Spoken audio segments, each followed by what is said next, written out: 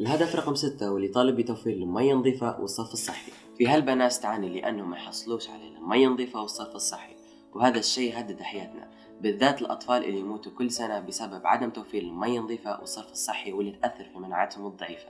مستوى الإسراف المائي في ليبيا أكثر من 70%، وهذا الشيء يدل أن ليبيا راح تواجه فقر مائي في السنوات الجاية، من غير أن هذا المصدر غير متجدد. مية النهر الصناعي واللي نعتمدوا عليها واللي مفروض تكفي حاجة البلاد للمية، ولكن عدم توفير المحطات وعلاجها وصيانتها أدى إلى مشكلة عطش كبيرة في البلاد، زي مدينة سرت، واللي يعانوا أهل المدينة من العطش بسبب عدم توفر المياه، أو بالأحرى أن يوصلهم ربع احتياجهم للمياه، وهذا بسبب تعدي المواطنين عليها وتسرب المياه في الطريق.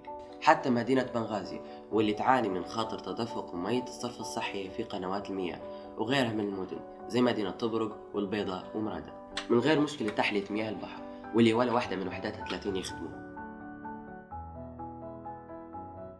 زي ما قلت إن مية النهر الصناعي غير متجددة، يعني راح تتم خلال 40 سنة الجاية، ومش حنلقوا مصدر تاني للمية.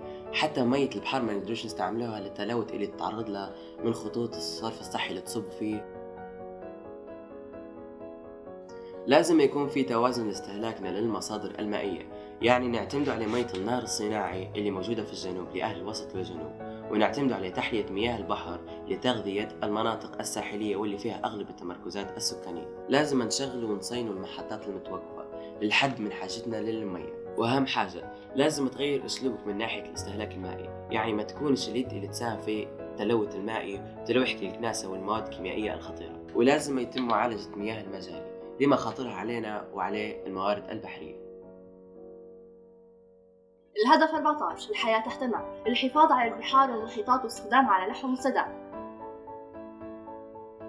لمحاربة التلوث اللي صاير في البحار والتهديدات الكبيرة اللي تواجهها واللي حتأثر علينا. واحدة من أهم مسببات هذا التلوث مياه الصرف الصحي اللي يتخلصوا منها في البحر مباشرة. نسبة 85% من مياه الصرف الصحي يتخلصوا منها في البحر المتوسط مباشرة بدون أي معالجة من قبل 120 دولة.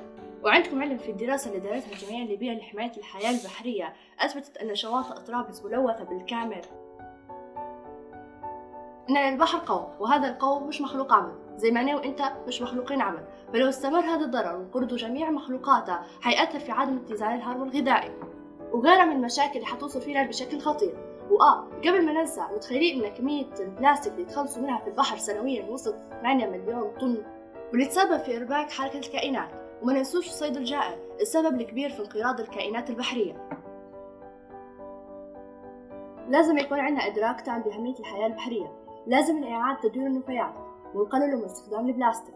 لازم يكون في قانون يحمي البيئة البحرية من أصحاب المصانع اللي يتخلصوا من المواد الكيماوية في البحر ومن الصيد الجائر.